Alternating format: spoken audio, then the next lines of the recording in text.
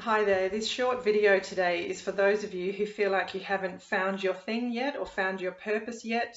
And I think in my previous article last week was about the emerging purpose economy, and how those institutions and businesses who are going to thrive in the emerging era are those businesses and people with a strong sense of positive purpose, with a desire to give something back, to contribute something positive to society, to leave a legacy, and so on.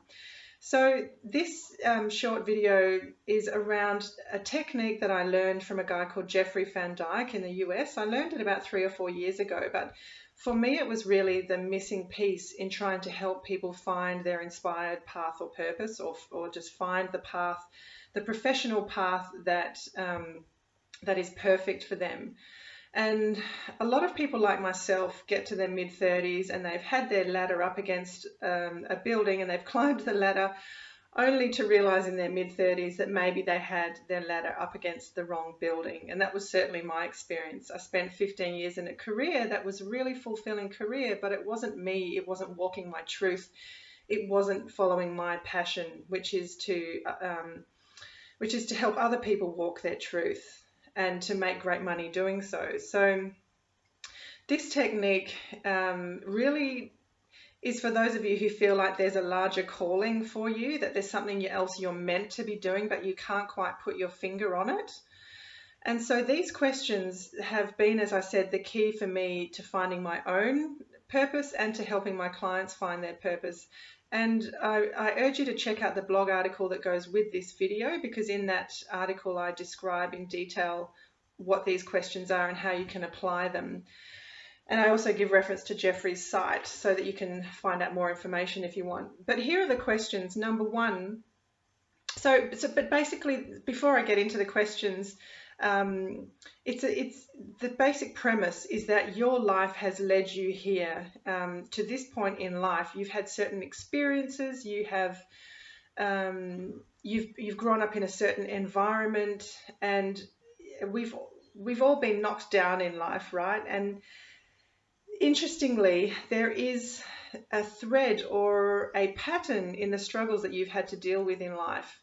And often what we've struggled with the most ourselves is the thing that we most want to give back to society. So you might have heard the saying, your mess is your message. So whatever huge obstacle you've had to overcome, or you're still overcoming or still dealing with, is the one thing that you often feel most called to help other people with.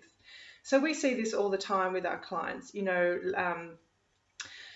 ladies who have gone through really challenging experiences with domestic violence end up going on to help other women avoid domestic or get out of domestic violence situations.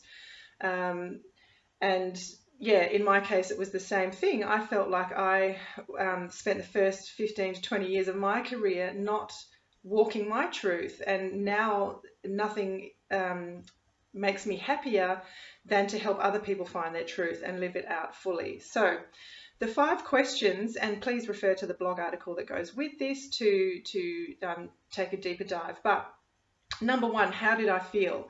So I'm going to use my own personal story as a reference point so that you can understand how these questions can work. So how did I feel? Number 1 question is, what happened? So in my case, I felt pressured to walk a professional path that didn't feel true to me. Or everybody in my environment told me that I should be an engineer because I was good at science and maths, even though I hated those subjects and they didn't come naturally and they cost me a lot of effort and energy. But I wanted to obviously please my parents, please the people in my environment, so I chose the path of science and engineering. And everyone told me that would be where my financially secure future is. Anyway, that's the first question, what happened? Number 2 is, how did I feel? So how I felt was I constantly felt pressured and trapped in my career, as though it was a garment that really didn't fit properly. I was constantly stressed and I was constantly anxious because I didn't feel like I was in my zone of genius. I, in my 20s, used to bite my nails down to the quick because I was constantly nervous that someone might figure out that I'm not actually an engineer. Okay, the third question, what did I crave? So I actually craved permission to be who I am, to be able to pursue the things that really make me happy, to not have to conform to societal expectations about what I should or shouldn't be. I wanted to be free to be me. Um, and um, and then the fourth question is, how did I develop as a result of that? So, I chose a path that felt inauthentic to me, but the only way I could figure to make that work was to just overachieve and prove that I could do this thing, because even though it didn't feel right, I had to show somehow. Or maybe it was more that I didn't feel valued for who I am, and so I had to be something else. But in order to be that something else, I had to do really, really well at it in order to be valuable. So I went into a pattern of overachieving.